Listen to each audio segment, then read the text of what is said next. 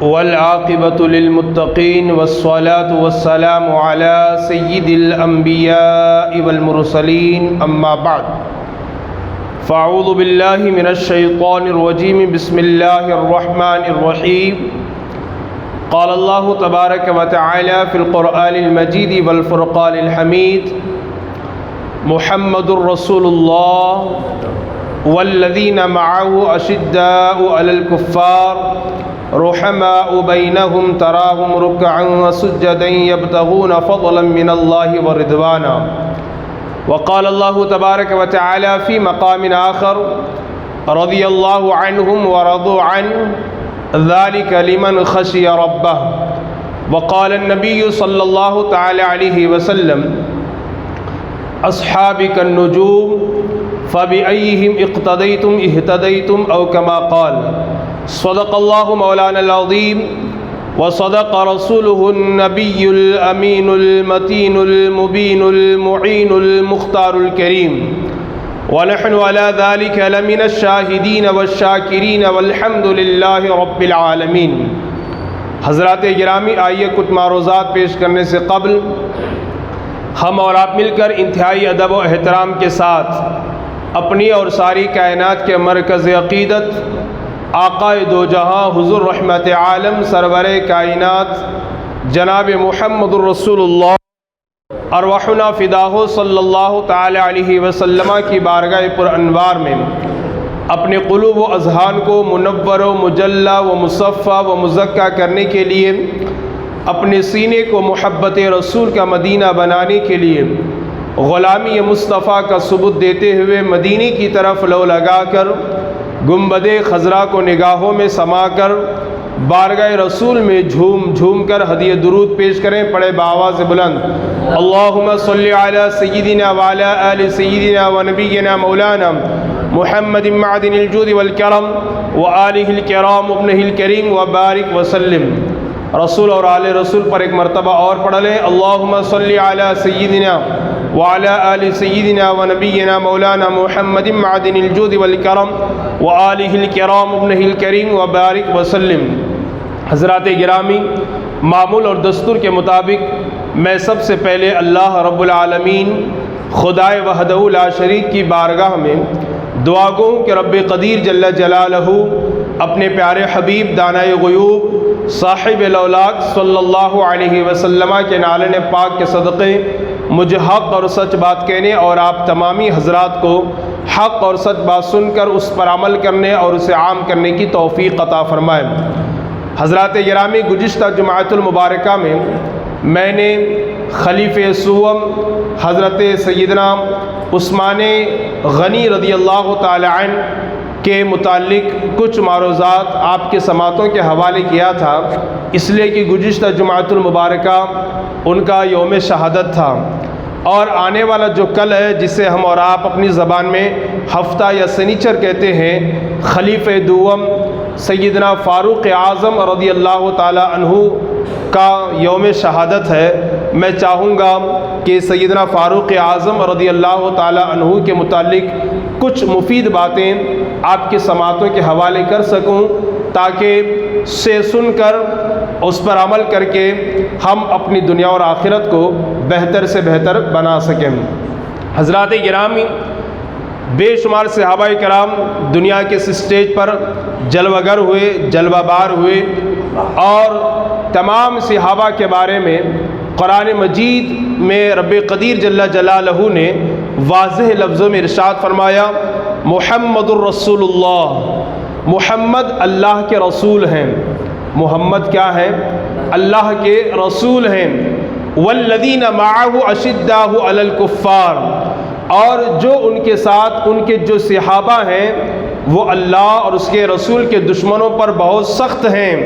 رحماء بینہم، لیکن آپس میں وہ بہت نرم دل ہیں، آپس میں ایک دوسرے کے لیے بہت ہی مشفق اور مہربان ہیں۔ اس آیے کریمہ میں رب قدیر جل جلالہ نے صحابہ کرام کی شان کو بیان فرمایا ہے اور ان کے اوصاف کو بیان فرمایا ہے۔ پہلا پارہ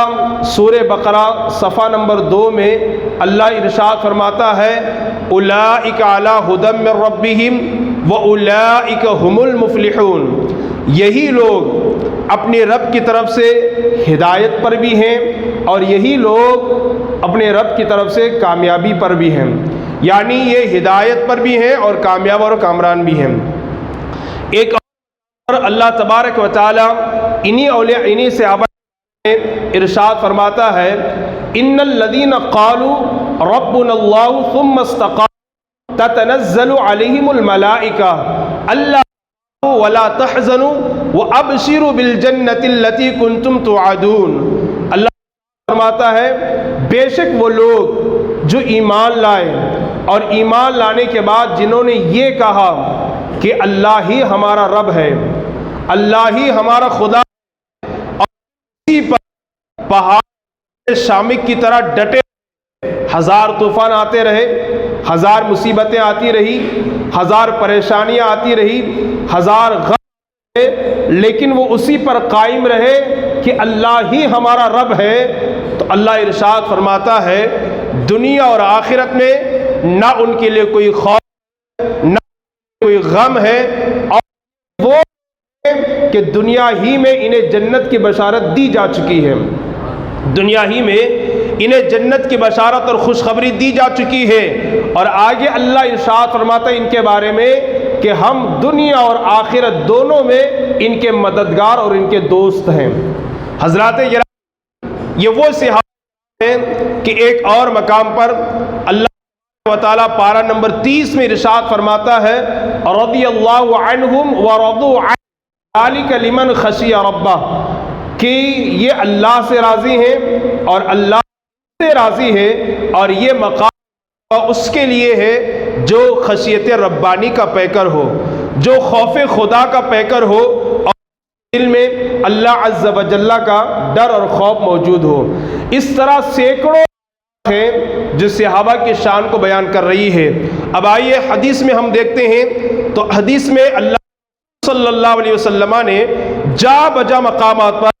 اپنے صحابہ کے شان کو، ان کی فضیلت کو بیان فرمایا ہے۔ چنانچہ ایک حدیث میں اللہ کے رسول صلی اللہ علیہ وسلم ارشاد فرماتے ہیں تمام صحابہ کے بارے میں، اصحاب النجوم فیہم اقتدیتم اہتدیتم، میں نے فرمایا اے میرے غلاموں، میرے تمام صحابہ چاہے اعلیٰ درجے کے ہوں یا ادنا درجے کے، میرے ستاروں کی مانند ہیں، تم ان میں سے جس کسی کا بھی دامن پکڑو گے، جس کسی کی بھی اقتدا کرو گے، ہدایت پا جاؤ گے،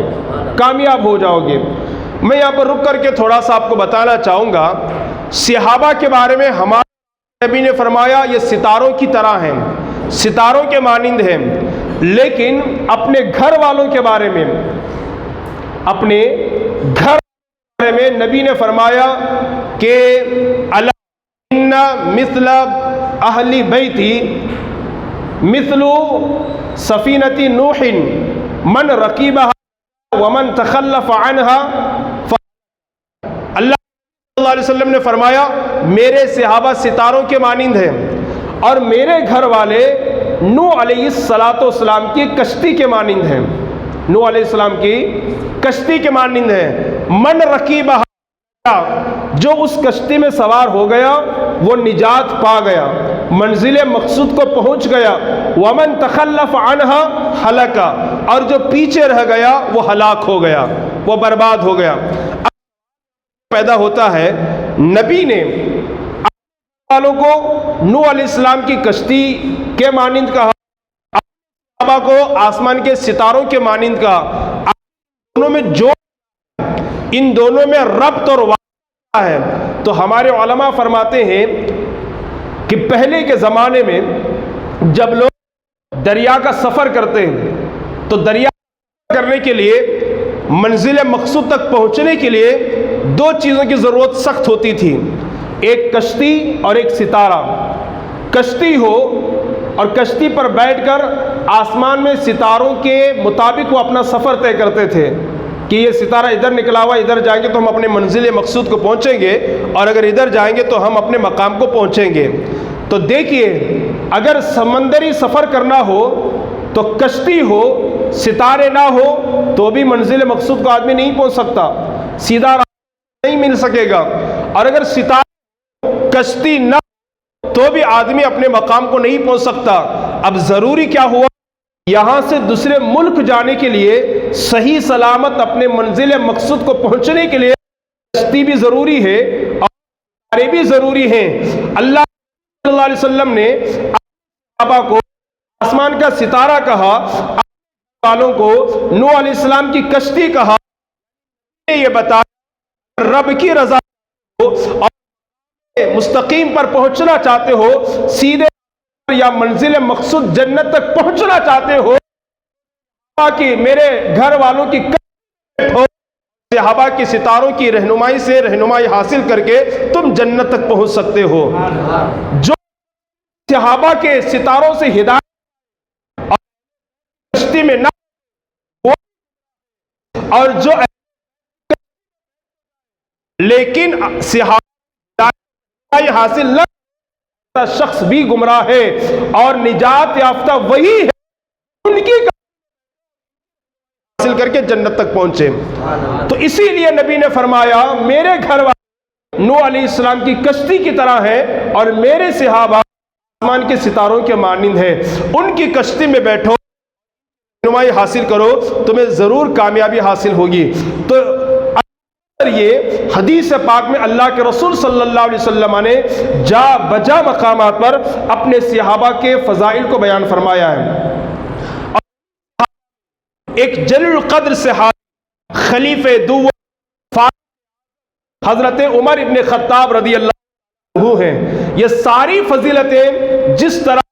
تمام صحابہ ہیں ویسے ہی فاروق اعظم کے لیے بھی آئی ہے، اور میں اللہ کی ساتھ میں اللہ میں سب سے مخلوق ہے وہ انبیاء کرام کی ہے، انبیاء اور کے بعد سب ترین جو مخلوق ہے وہ صحابہ،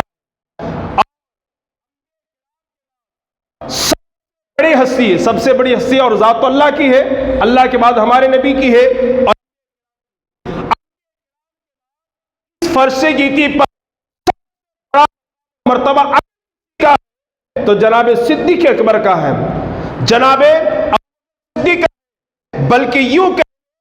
اس امت کا نام ابو بکر صدیق ہے، یوں کہ اس امت مفتی کا نام صدیق ہے، یوں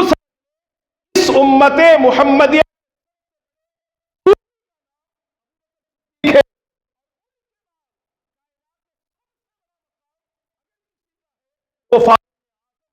تعالیٰ عنہ کا ہے۔ ابن خطاب بلکہ میرے نبی نے فرمایا اگر ہوتا، حالانکہ ہمارے نبی کے بعد اب کوئی نبی نہیں آئے گا، قرآن نے بھی اس پر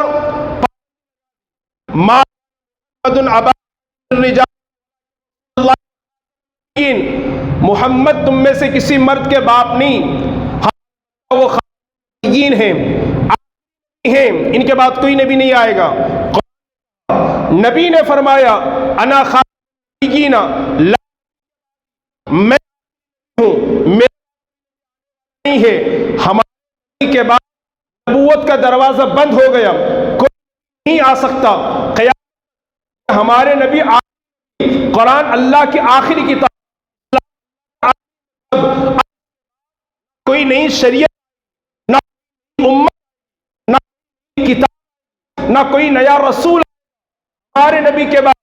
نبوت کا دروازہ بند۔ لیکن فاروق اعظم کی شان کو اجاگر میرے آتے ہیں لوگوں،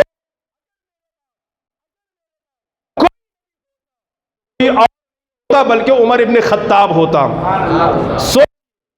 اسی لیے حضرت فاروق اعظم رضی اللہ تعالیٰ عنہ کی شان بہت بلند و بالا ہے، ان کے اندر نبوت کے علاوہ ان کے حضرت صدیق اکبر کے بعد کے سب سے بڑے عالم ربانی کا نام ابو بکر صدیق کے بعد ابن خطاب ہیں۔ آپ اندازہ فرمائیں اللہ تعالیٰ عنہ کی شان بہت عرف و اعلیٰ، بہت بلند و بالا ہے، بہت ہی ہے آسمانوں کے ستاروں کی تعداد کے برابر اگر نیکیوں کے بارے میں آپ کے نبی نے فرمایا تو وہ عمر ابن خطاب کے بارے میں فرمایا ہے۔ جب نبی کے ساتھ رہے اور جب دنیا سے ظاہری طور پر پردہ، آج بھی گنبد خضرا کے نیچے مصطفیٰ جان رحمت کے قدموں کے نیچے شخصیت اور ذات حضرت ابوبکر اور عمر کی ذات ہے۔ قدموں میں وہ آرام فرما ہے۔ نبی نے فرمایا میرے 2 وزیر آسمان میں اور 2 وزیر زمین پر ہے، اور 2 وزیر جو زمین پر ہے ایک ابوبکر اور ایک عمر ہے۔ آپ اندازہ فرمائیے عمر ابن خطاب رضی اللہ تعالیٰ عنہ کی زندگی کے بے شمار گوشے ہیں، لیکن آج صرف 2 ان کے گوشے اور عنوان پر میں گفتگو کرنا چاہوں گا۔ ایک تو یہ کہ عمر جنتی صحابی ہونے کے باوجود، خلیفہ دوم باوجود، اتنے بڑے مرتبہ اور منصب کے پر فائز ہونے کے باوجود مخلوق خدا کی خدمت کا جذبہ ان کے اندر بہت زیادہ تھا، بے شمار تھا۔ اور دوسری بات یہ اللہ کی بارگاہ میں وہ اتنے مقبول ہیں کہ خود عمر ابن خطاب فرماتے ہیں کہ پورے مجید میں 22 مقامات پر جیسا میں چاہتا ویسی آیت نازل فرما دی ہے۔ حضرت عبداللہ ابن عمر یعنی عمر رضی اللہ عنہ کے بیٹے حضرت عبداللہ کہتے ہیں اگر کسی معاملے میں لوگوں کی رائے ہوتی، لوگوں کا مشورہ کچھ اور ہوتا، میرے کا مشورہ اللہ کے مشورے کے مطابق ہی آیت نازل فرماتا۔ وہ شخصیت بارگاہ سمدیت میں کتنی ہوگی کہ جن کے رائے اور مشورے کے مطابق قرآن میں اللہ آیت نازل فرماتا ہے۔ میں چند مثالیں آپ کے سامنے رکھنا چاہوں گا۔ دیکھیے حضرت عمر ابن خطاب رضی اللہ تعالیٰ عنہ خود فرماتے ہیں میں نے ایک مرتبہ آقا کریم صلی اللہ علیہ وسلم کی بارگاہ میں سلام کے بعد میں نے کہا یا رسول اللہ صلی اللہ علیہ وسلم آپ ہے اور آپ سے ملنے کے لیے لوگ دور دراز سے آتے ہیں، ہر قسم کے لوگ آپ کی بارگاہ میں آتے ہیں، یا رسول اللہ میں آپ کے ساتھ ازواج مطہرات ہماری مائیں بھی تشریف فرما ہوتی ہے، یا رسول اللہ شام سے آتا ہے، کوئی یمن سے آتا ہے، کوئی مکہ سے آتا ہے، کوئی مدینے سے آتا ہے، ہر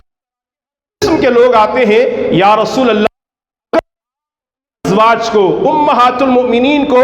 پردے کا حکم ارشاد فرمائے تو یہ زیادہ بہتر ہوگا، یہ میری رائے ہے، یہ میرا مشورہ ہے۔ عمر ابن خطاب فرماتے ہیں جب میں نے یہ اپنا مشورہ حضور کی بارگاہ میں پیش کیا، کا کلام اللہ کا حکم بولے سدرہ حضور کی بارگاہ میں آتے ہیں، محبوب آپ کی عورتیں جو ازواج ہے امہات المومنین وہ پردے کا اہتمام کرے، جو بھی بات کرنی ہے یا جو بھی چیز لینی ہے وہ پس پردہ لیا جائے گا۔ حضرت عمر فرماتے ہیں میری مشورہ تھا کہ ان کے لیے پردے کا حکم آ جائے تو اللہ پاک نے میری چاہت کے مطابق قرآن میں پردے کا حکم نازل فرمایا۔ اسی طرح وقت میں اتنی گنجائش تو ہے نہیں کہ میں 22 مثالوں کو بھی آپ کے سامنے پیش کروں، چند مسائل میں آپ کے سامنے رکھتا ہوں۔ ابتدا شریعت کا یہ مسئلہ تھا کہ مغرب کے بعد افطار کے بعد کھانا کھانے کی اور پانی پینے کی اور جمع کرنے کی، ہم بستری کرنے کی اجازت صرف عشاء کے وقت تک تھی۔ جیسے ہم مغرب میں روزہ افطار کرتے ہیں، افطار کرنے کے بعد آپ کھا سکتے ہیں، پی سکتے ہیں، قربت حاصل کر سکتے ہیں صرف عشاء کے وقت تک، جو بہت کم وقت ہوتا ہے۔ عشاء کے بعد پھر کھانے کی اجازت نہیں، پینے کی اجازت نہیں، بیوی سے قریب ہو نہیں، پھر اگلے دن مغرب ہی کو آپ کو جو نا کھانا پینا ہوگا۔ یہی تھا اور حضور صلی اللہ علیہ وسلم کے دور میں بھی یہی حکم تھا۔ ابتدا کیا ہوا، ایک مرتبہ رمضان المبارک کے مہینے میں حضرت عمر ابن خطاب رضی اللہ تعالی عنہ نے بعد نماز عشاء اپنی زوجہ محترمہ سے قربت حاصل کی۔ عشاء کے بعد تو پابندی ہے، نہیں کر سکتے، نہ کھا پی سکتے ہیں اور نہ قربت حاصل کر سکتے ہیں، لیکن رمضان جیسے مقدس مہینے میں عشاء کے بعد حضرت فاروق اعظم نے قربت حاصل کی۔ اور ایک بات یہاں رک کر کے میں علامہ مفتی احمد یار خان نعیمی رحمۃ اللہ علیہ کے فرمان کی روشنی میں عرض کروں، یہ مت سوچے کوئی فاروق اعظم سے ایسی خطا کیسے ہو گئی کہ عشاء قریب نہیں ہونا، کیسے قریب ہو گئے ہو صحابی ہو کر۔ ایک بات یاد رکھیے، کبھی کبھی بڑوں کی خطائیں چھوٹوں کے لیے باعث خیر و برکت ہوتی ہے۔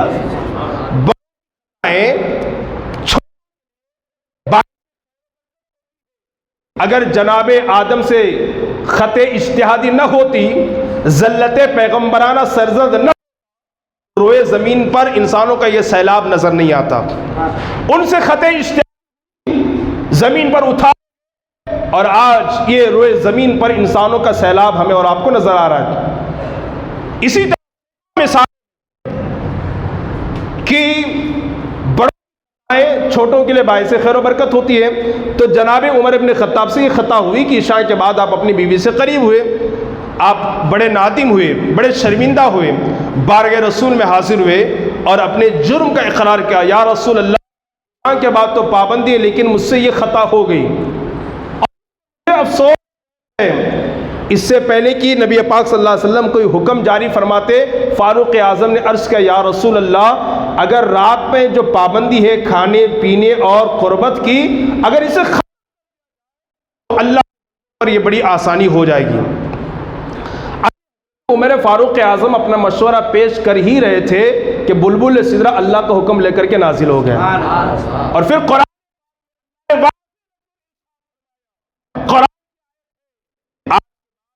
کی راتوں میں حلال ہے، پینا بھی تمہارے لیے حلال ہے، اور بیویوں سے قریب ہونا بھی تمہارے لیے حلال ہے۔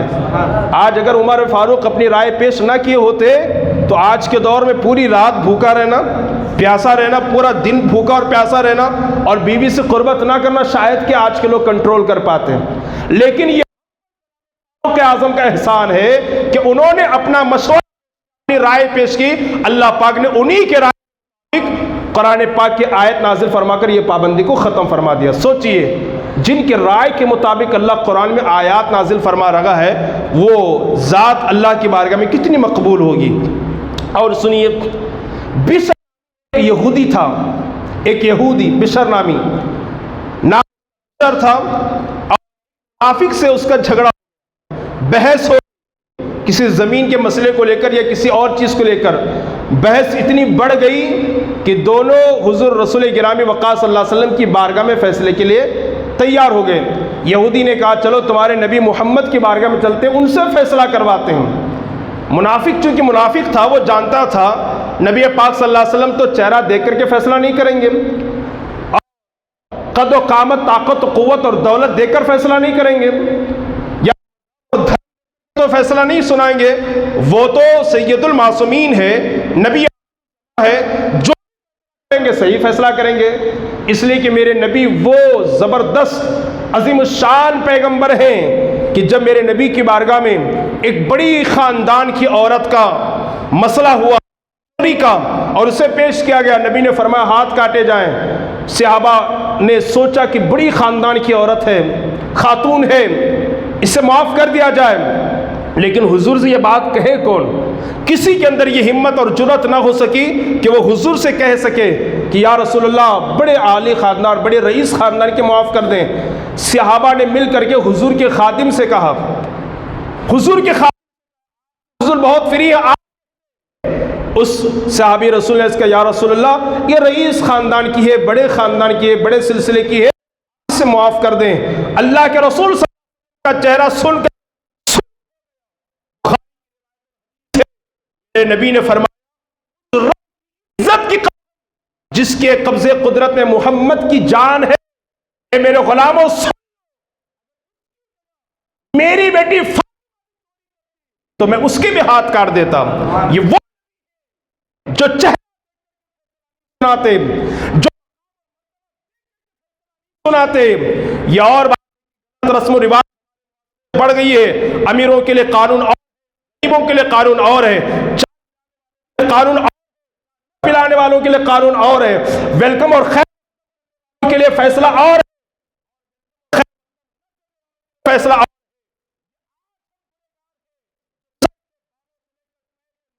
ڈوبے ہوئے ہیں، جو جیسا فیصلہ ہونے کا سامنے والا بدل دیا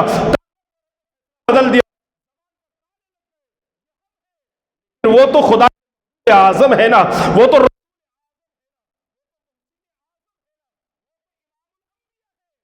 نہیں دیکھتے کہ سامنے کون ہے، صحیح فرماتے کہ فاطمہ سے ہو ہی نہیں سکتا.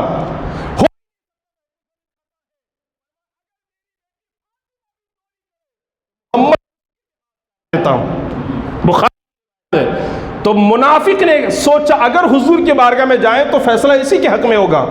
چونکہ زمین پر تو قبضہ اسی کا ہے. تو اس نے ٹال مٹول کیا کہا، محمد کی بارگاہ میں نہیں جائیں گے. منافق نے کلمہ نے کہا،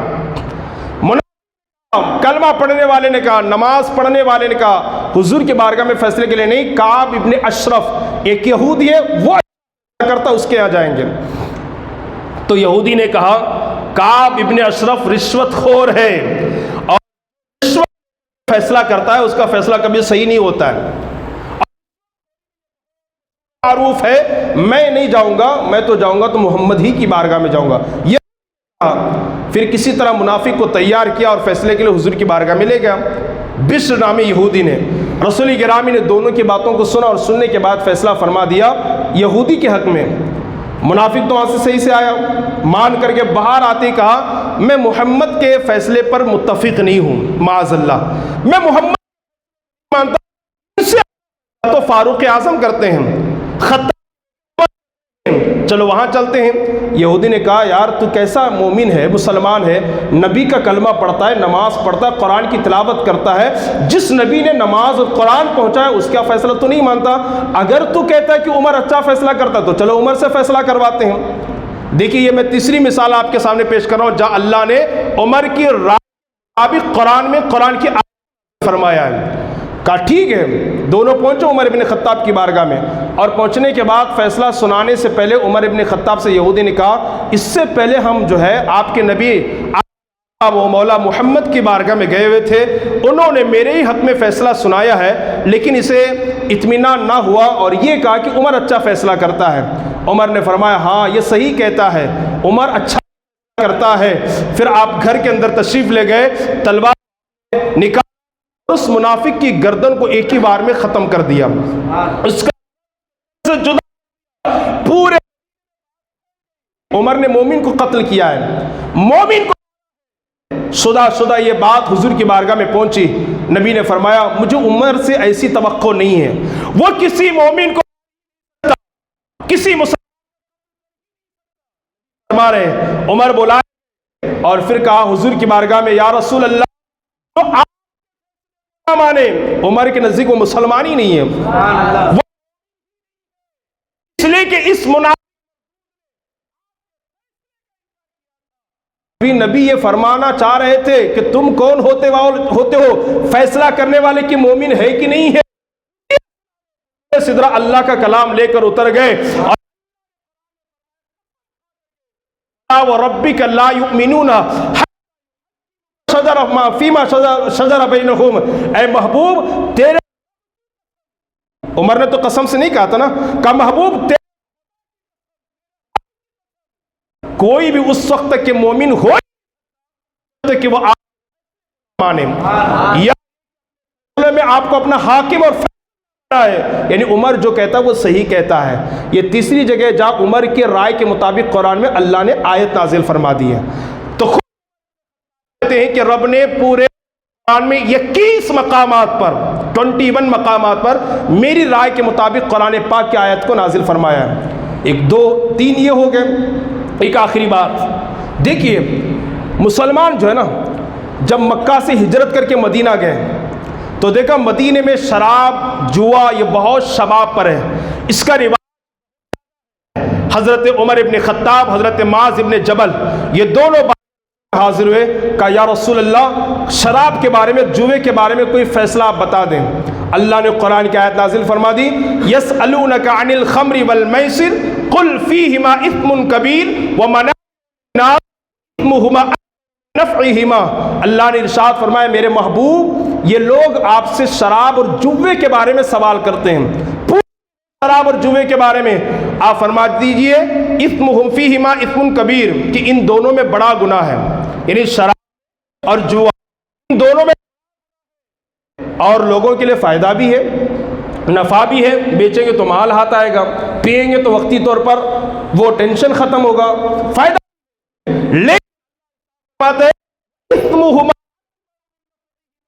لیکن ان کا گناہ ان کے نفع سے بڑھ کر کے ہے، ان کا جو گناہ ہے ان کے فائدے سے یہ اللہ نے آیت نازل فرما دی۔ اس آیت کے نازل ہونے کے بعد مدینے کے مسلمانوں نے شراب پینا کم کر دیا، شراب پلانا فیاضی میں شامل تھا، پانی اور پلانا، بلکہ بچے شراب کا استعمال کرتے تھے، اور ایک طرح کی شراب۔ اس آیت کے نازل ہونے کے بعد مسلمانوں نے تھوڑا سا شراب پینا کم کر دیا، لیکن پھر بھی پیتے رہے، شراب کی حرمت کا حکم نازل نہیں ہوا تھا۔ پھر کچھ دنوں کے بعد ایسا ہوا کہ ایک صحابی کے گھر پہ دعوت تھی، دعوت ہونے کے بعد شراب کا دور چلا، شراب خوب پی اور پلائی گئی، نماز کا وقت ہوا، اور صحابی نماز پڑھانے کے لیے مصلی پر آگے آئے اور انہوں نے سورہ کافرون کی تلاوت کی۔ سورہ، اور سورہ کافرون کا مطلب کیا ہے؟ قل یا ایھا الکافرون، محبوبہ فرما دیجئے اے کافرو، لا ما تعبدون، میں اس کی عبادت نہیں کرتا جس کی تم کرتے ہو، لا میں عبادت جس کی تم کرتے ہو۔ لیکن نشے کی وجہ سے صحابی نے لا کو اڑا کر کے اعبدو ما تعبدون پڑھ دیا، اس صحابی نے نشے کی وجہ سے لا جو ہے اس کو اڑا کر کے اعبدو ما تعبدون پڑھ دیا۔ پھر یہ بات حضور کی بارگاہ میں پہنچی تو اللہ نے قرآن میں دوسری آیت نازل فرما دی، ارشاد فرمایا لا تقربوا الصلاۃ وانتم سکارا، نشے کی حالت میں نماز کے قریب مت جاؤ، نشے کی حالت میں نماز، یہاں پر بھی شراب کو حرام قرار نہیں دیا گیا، یہ کہا گیا نشہ کر کے نماز کے قریب مت جاؤ، نماز مت پڑھو ورنہ یہ خطائیں ہوگی۔ اب ہم نے تھوڑا اور کم کر دیا، یا فجر کی نماز کے بعد مسلمان شراب پیتے، یا تو عشاء کی نماز کے بعد، چونکہ عشاء سے لے کے فجر تک لمبا وقت ہوتا اور فجر سے لے کر کے ظہر تک لمبا وقت ہوتا، انہی دو وقتوں میں شراب پی اور پلائی جاتی تھی۔ پھر ظہر کے بعد عصر، عصر کے بعد مغرب، مغرب بعد عشاء، فوراً ان کے اوقات آتے ہیں۔ یہ کچھ دنوں تک، پھر ایک دن ایسا ہوا اور صحابی کے گھر دعوت ہوئی اور وہاں شراب کا دور چلا، شراب پی اور پلائی، اور پھر جب شراب زیادہ ہو گئی تو مسلمانوں میں کچھ بحث ہو گئی۔ ایک صحاب نے حضرت سعد بن ابی وقاص جلیل القدر صحابی کو اونٹ کی ہڈی سے ان کے سر پر مارا، جس سے خون کا فوارہ جاری ہوا، اور یہ بات بارگاہ میں پہنچی۔ اتفاق سے اس وقت حضور کی بارگاہ میں عمر ابن خطاب بھی بیٹھے ہوئے تھے۔ حضور کی بارگاہ میں فرماتے، جب یہ سلسلہ شکایت کا چلا، حضور سے شکایت ہونے لگی، حضرت عمر ابن خطاب دل ہی دل میں کہنے لگے یا اللہ اب اس کے بارے میں کوئی فائنل اور حتمی فیصلہ سنا دے، اس کے لیے کوئی کلی تو۔ ابھی سرکار سن ہی رہے تھے کہ بلبل سدرہ قرآن کی آیت لے کر نازل ہوئے، الخمر والانصاب والازلام رجس لعلکم تفلحون۔ اللہ نے فرمایا لوگوں بت پرستی یہ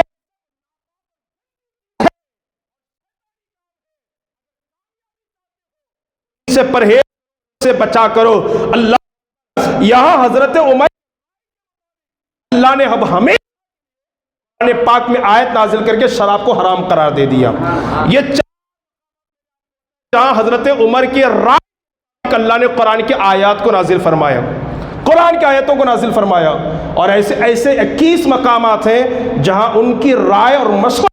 کے مطابق اللہ پاک نے قرآن کی آیات کو نازل فرمایا۔ حضرت عبداللہ ابن عمر کہتے ہیں سیاستوں کا مشورہ، جناب عمر کا مشورہ، تو ان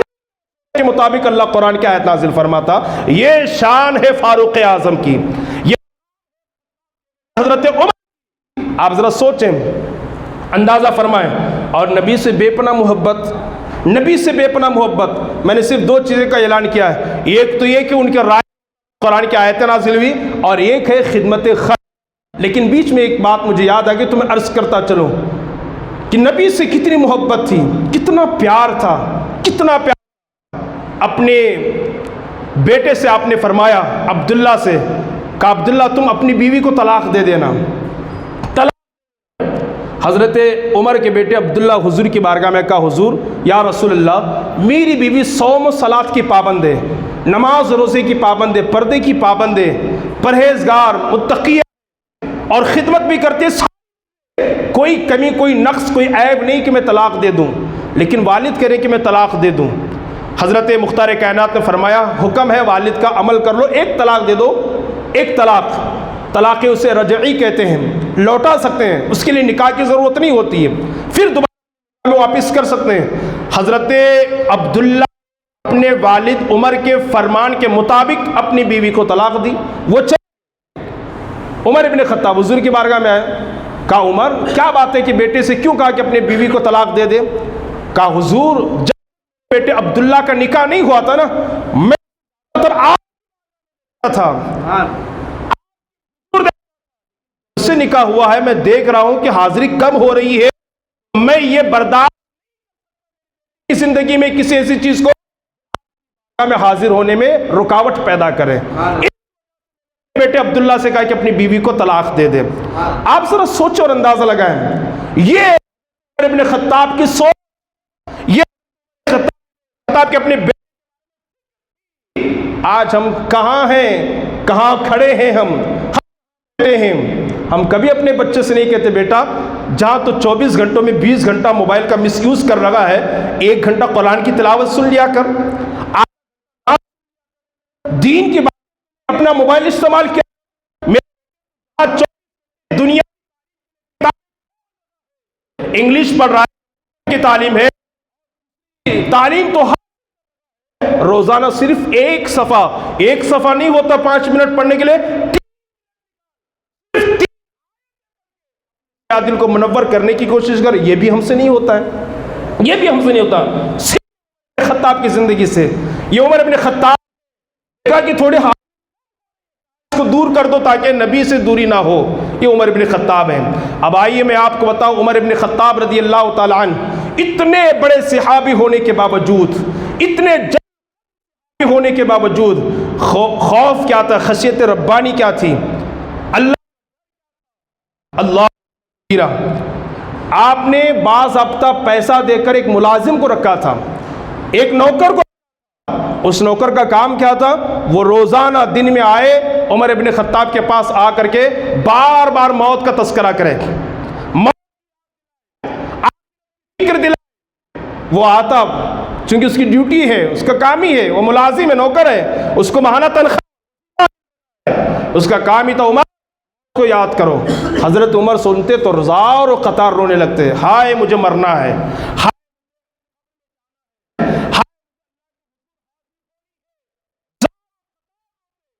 اتنا روتے بلکہ خشیت ربانی سے رونے کی وجہ سے باضابطہ 2 کالے کالے نشان پڑ چکے تھے آنسوں کے قطروں کے بہنے کی وجہ سے۔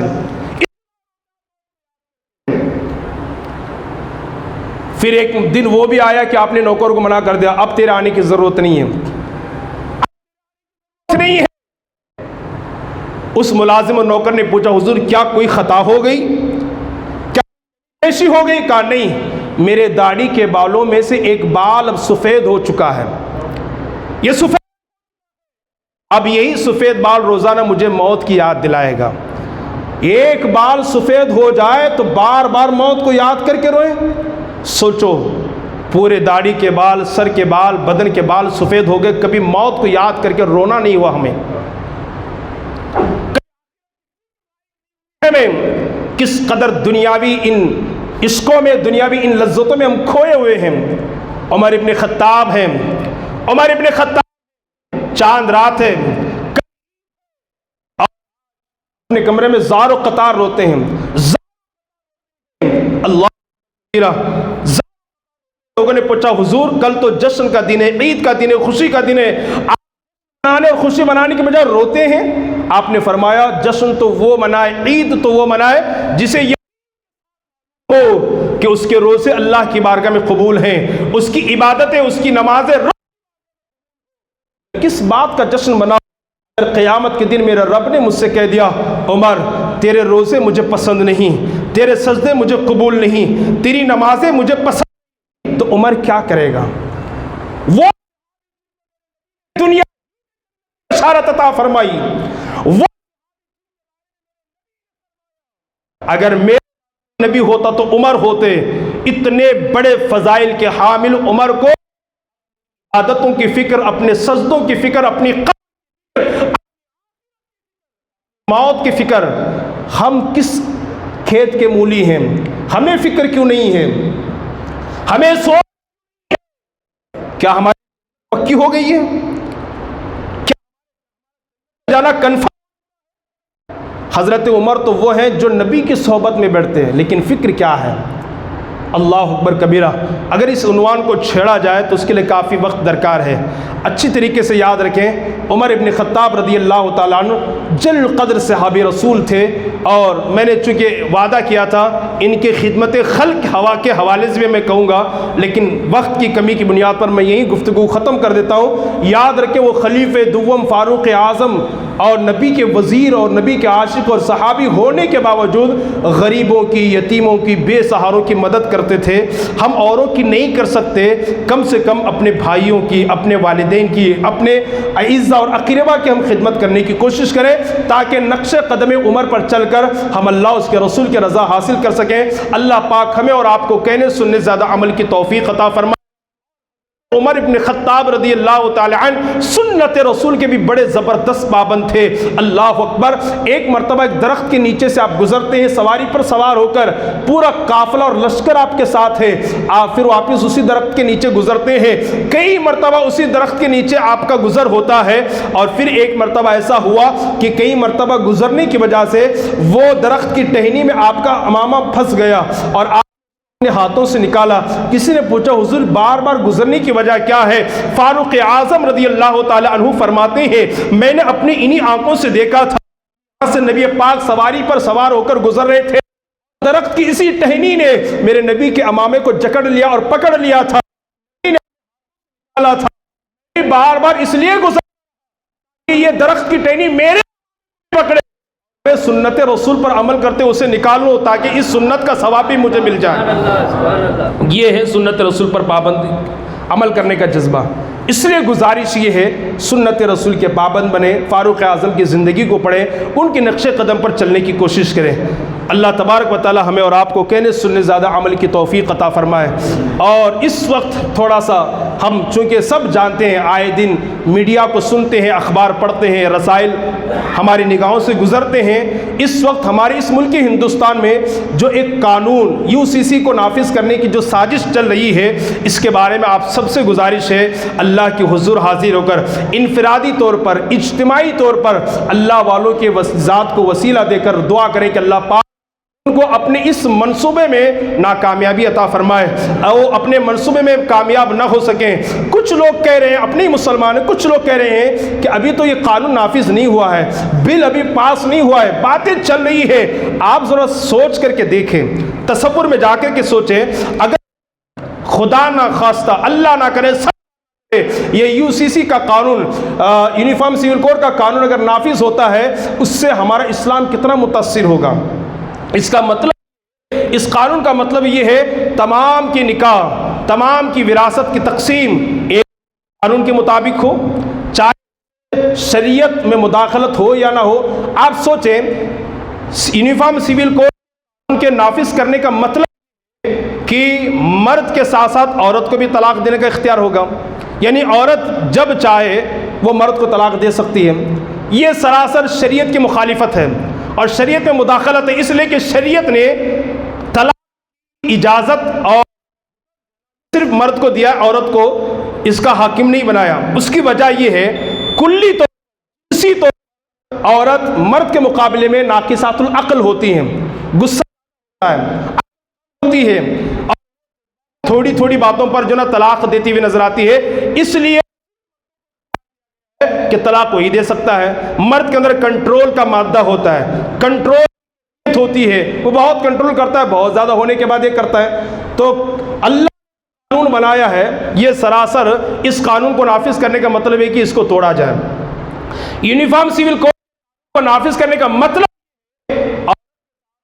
کو بھی برابر حصہ ہو۔ اب ہمارے یہاں کیا قانون ہے رب کا کہ اگر کسی کا انتقال ہو جائے، اس نے ایک بیٹا اور ایک بیٹی چھوڑا ہو، اور روپے بھی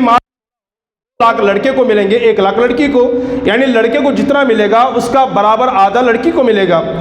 قانون کا مطلب ہے کہ اس کو بھی برابر ملے، اس کو بھی برابر ملے، مداخلت ہے۔ اور ہمارا میں اسلام ہے یہ مکمل ہے، لا اب کوئی تبدیلی ہو سکتی، کوئی تبدیلی نہیں، شریعت میں کوئی مداخلت ہوتی۔ اب یہ قانون جو رب نے بنایا ہے خواہش ہوتی تو میں آپ کو بتاتا، لوگ علمی کی بنیاد اسلام تو یا برابری کی رکھا ہے، اور دشمنی کیا عینک نکاح اسلام کا مطابق پر ضرور اسلام نے جو مرد کو زیادہ اور عورت کو کم وہ صحیح کہا ہے، یہی قانون فطرت،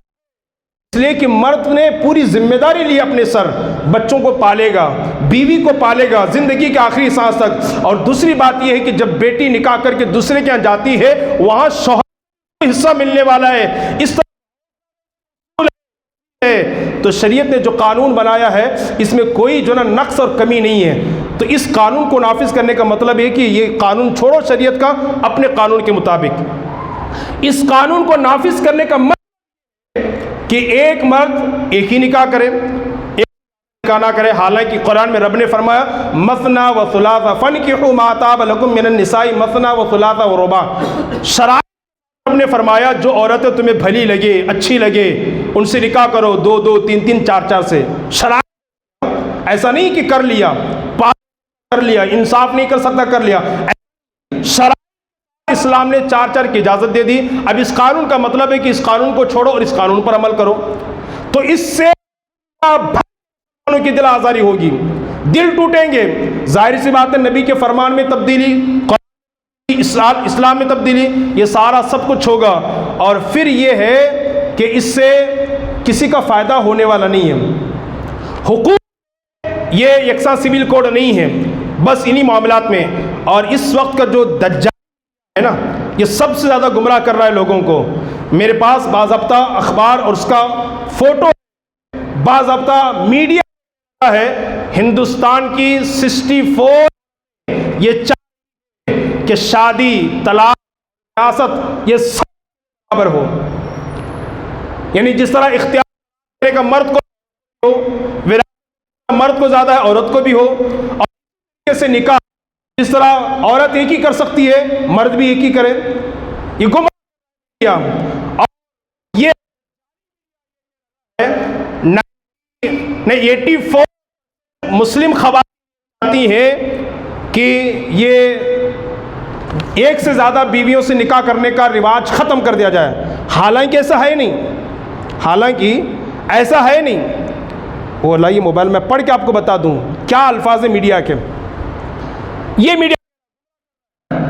اب وہ ہمارے جیسے لوگوں ہوٹلوں میں بیٹھ کو کیا بات کر رہے ہیں، نہیں جی پھر وہ 100 میں سے 85 عورتیں کہہ رہی ہیں نا ایسا ہونا چاہیے، تو ظاہر سی بات حالانکہ ایسا نہیں ہے، گمراہ۔ میں اخباری رپورٹ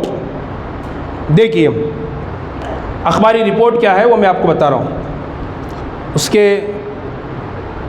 یکساں سول کوڈ کے نفاذ کے لیے میڈیا کے ذریعے راہ ہموار کرنے کی کوشش، 67% مسلم خواتین شادی، طلاق، وراثت کے لیے مشترکہ قانون کے حق میں ہیں۔ مشترکہ قانون کا مطلب ہوتا ہے سب کے لیے برابر قانون۔ اور دوسری بات 76% مسلم خواتین نہیں چاہتی کہ مرد 4 بیویاں رکھے، 82% مسلم خواتین بیٹیوں اور بیٹوں کے درمیان برابر کے حقوق چاہتی ہیں، یہ میڈیا کہہ رہا ہے۔ حالانکہ رپورٹر کیا کہتا ہے، روزنامہ سالار اس سروے کی تصدیق نہیں کرتا، یہ صرف لوگوں کو گمراہ کرنے کی کوشش کی جا رہی ہے۔ اس میں دجال ہمارے لوگ سنتے ہیں وہ آپس میں بھی اسی بات کو پھیلاتے ہیں، ہاں عورتیں تو چاہ رہی ہے نا تو قانون تو بنے گا، حالانکہ ایسا کوئی نہیں چاہ رہا ہے۔ ہاں ہم ہیں کچھ بکی ہوئی عورتیں جو دولت پر اپنی عزت، عقیدے، ایمان کا وہ بکواس کر رہی ہے۔ ان کے بکواس کرنے سے کیا ہوگا، ان کے کیا اسلام میں کوئی تبدیلی نہیں ہو سکتی، اللہ کے قانون میں کوئی تبدیلی نہیں ہو سکتی۔ اس لیے میری گزارش یہ ہے آپ انفرادی طور پر، اجتماعی طور پر دعا کہ اللہ پاک ان کو اس ناپاک منصوبے میں کامیابی نہ عطا فرمائے، اور ساتھ ہی ساتھ جتنا ہو سکے سنجیدگی کے ساتھ آپ احتجاج کوشش کریں۔ احتجاج کا مطلب یہ نہیں کہ سڑکوں پر نکل جائیں، ہمارے علماء نے اور ہمارے ذمہ داروں نے اس کے لیے کچھ طریقہ بتایا ہے کہ موبائل میں جا کر کے آپ کو کیا کیا کرنا ہے، میں پڑھ کر کے سناتا ہوں انشاءاللہ، اس پر جا کر کے ضرور کلک کریں اور اس کے خلاف ووٹ دینے کی کوشش کریں اور کرنے کی کوشش کریں۔ اور سب سمجھ رہے ہیں کہ 2024 کی تیاریاں ہو رہی ہے، کوئی مدعا اس کو اٹھانے کی کوشش کریں، اللہ پاک دھیرے دھیرے ظالم حکومت دنیا سے، ہندوستان سے نیست و نابود ہوگی۔ اس لیے جو کتنا اگر جہاں غرور انانیت آ گئی، ہر کو زوال ہے، اس کو فی الحال جو عروج ہے اسے بھی آج نے تو کل زوال آنا ہے، اس کو کے نیچے آنا ہے۔ میری گزارش یہ ہے آپ اسلام کو پڑھیں، دنیا کو پڑھیں اور اخبارات کو پڑھیں، دنیا کی معلومات کو ذہن میں رکھیں اور غلط افواہیں پھیلانے سے اپنے آپ کو بچانے کی کوشش کریں۔